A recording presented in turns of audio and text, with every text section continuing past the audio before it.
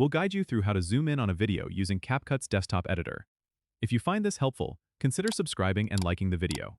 First, open CapCut on your desktop and start a new project by clicking on the New Project button. Once you're in, import your video clip by selecting the Import button in the Media Library area and choosing your video file. Drag and drop the video onto the timeline at the bottom of the screen. Now, to zoom in, you need to select the clip on the timeline. Look for the Transform section in the right-hand panel. Here you'll find a scale slider. Adjust this slider to the right to zoom in on your video. You can also manually enter a percentage in the scale box if you want precise control. As you zoom, keep an eye on the preview window to make sure you're framing the subject just right.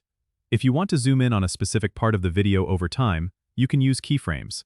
Click on the Add Keyframe button, which looks like a diamond, located in the timeline above the video. Move the playhead to where you want the zoom to start, set your initial scale, then move the playhead to where you want the zoom to end and adjust the scale again. CapCut will automatically create a smooth zoom transition between these 2 points. Make sure to play back the video to see if the zoom effect works as you intended.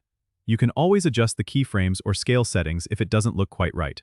Once you're happy with the zoom, export your video by clicking the Export button in the top right corner and selecting your desired settings.